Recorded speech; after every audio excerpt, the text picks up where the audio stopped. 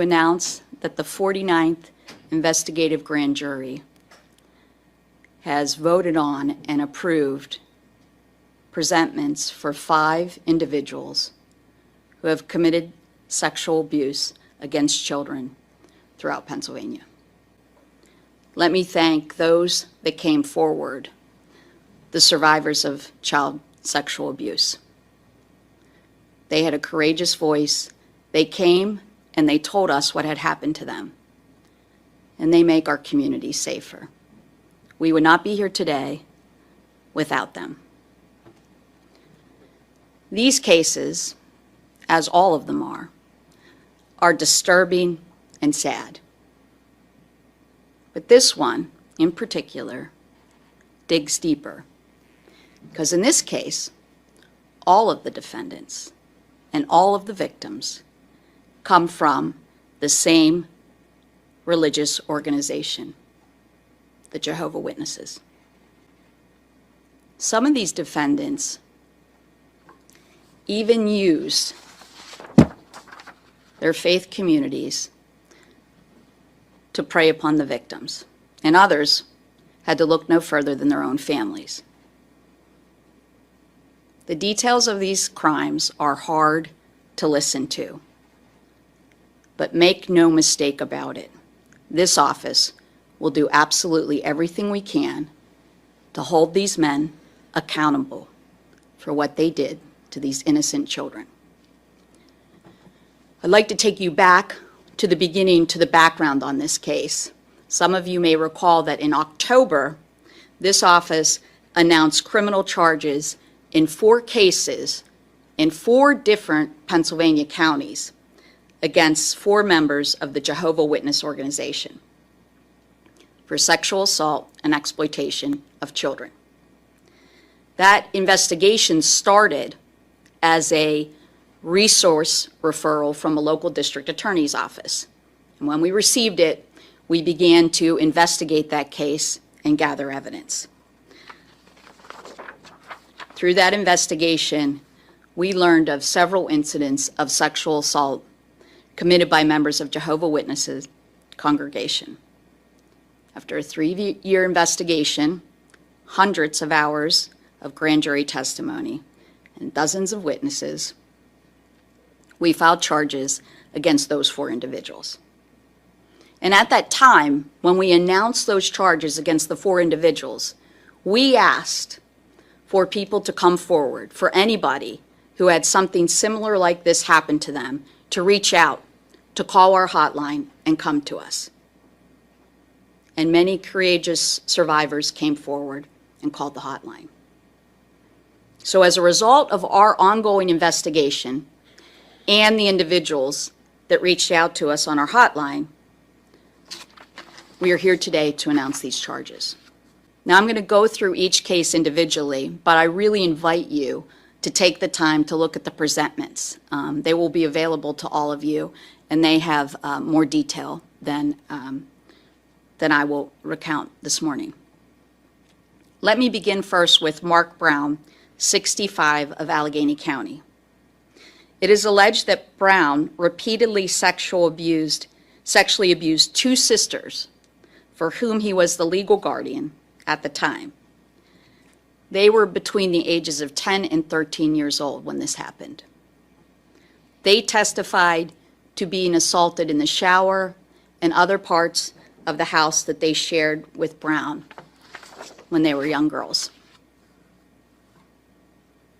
He threatened the older sister that if she did anything to stop him, or if she told anyone, he would sexually abuse her younger sister. When in reality, that was already happening. He was already doing that to her. She didn't know it. Brown is charged with aggravated indecent assault, endangering the welfare of children, and corruption of minors. The next case is Raymond Schultz, 74, of Beaver County. It is alleged that Schultz repeatedly sexually assaulted his own granddaughters when they were between the ages of 5 and 10 years old. both girls testified to being assaulted while visiting Schultz at his home. The girls' parents trusted him, asked him to watch them, and he betrayed that trust in the most horrendous way. He's been charged with aggravated indecent assault, endangering the welfare of children, and corruption of minors. The next case is Abamil Valentine Matos, 42, of Lancaster County. It is alleged that Matos abused a 15-year-old girl who at the time was half his age, claiming that he intended to marry her. He met this victim in 2009 at a Jehovah's Witness event that brought together multiple congregations. The congregation was aware of his romantic interest in the girl, noting that they would approve of it if certain conditions were met, including the presence of a chaperone and the commitment to eventually marry her.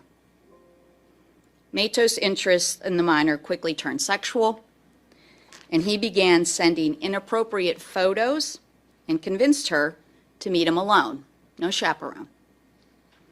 During these meetings, he sexually assaulted her. He's been charged with indecent assault, indecent exposure, endangering the welfare of children, and corruption of minor. The next case is Kevin Isevich, 51, of Butler County. It is alleged that he sexually assaulted a member of his family when she was just 9 years old. The victim recalled playing with her cousins when he pulled her into his bedroom and assaulted her. The abuse only stopped that day when the defendant's wife returned home. He's been charged with rape, aggravated indecent assault, endangering the welfare of children, and corruption of minors. The next case is Norman Aviles, 44, of Lancaster County. It is alleged that he sexually assaulted 3 minors who were between the age of 5 and 10 years old. He was an elder in the Jehovah's Witness congregation, which allowed him to build a rapport with members. He gained the trust of several parents, including his own relatives, which gave him extensive access to young girls in the congregation. He was trusted to babysit and even act as a guardian to one of his victims. The grand jury heard testimony from 2 of his victims that described that he groped their bodies and assaulted them. A 3rd victim testified to frequent unwanted touching, including groping. He has been charged with aggravated indecent assault, endangering the welfare of children, and corruption of minor. We have a duty to protect children in Pennsylvania.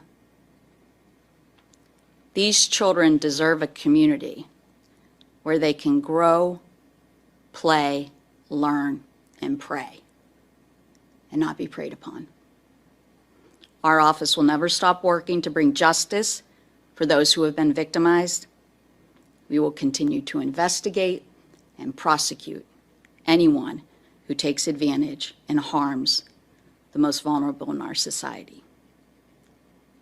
We urge anyone who has any information about any of these cases or who has had a similar experience to reach out to us. Tell us what happened. We will be here. On a personal note, and because this is my first announcement of this nature, I want to underscore what I just said. It is my solemn pledge that I will be here to help survivors. Much of my career spent as a prosecutor prior to joining this office was focused on prosecuting those that sexually abuse children. I'm deeply aware of the impact these kind of cases have on the victims, have on the victim's family, and it is our duty to seek justice, to be their voice, to hold these individuals accountable so that they may have some hope of moving forward in life. And so I say, again, to anyone with any information regarding similar allegations of sexual assault, I urge you to please contact our hotline, 888-538-8541. We will not hesitate to take action. Thank you. Any questions? Sure. So from what I understand, Jehovah's Witness has its own internal judicial system. Have you investigated if they were aware of this, if they looked into it, and if so, will you be looking at the organization for any charges? This is an ongoing investigation. Any other questions? Yes. Can you speak to the nature of some of these individuals, as you said, were dealing with people in authority, or they thought were in authority, dealing with the fact that these are adults that obviously know what they are doing, but in some cases the children are dealing with people they think should be trusted or they don't know how to otherwise interact with.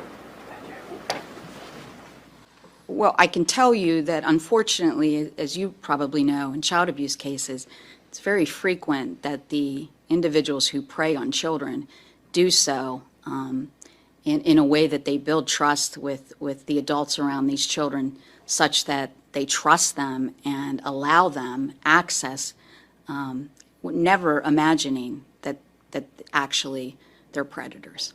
That's a frequent thing that we see in these cases. Yes? Were the two men from Lancaster County from the same congregation, the same group?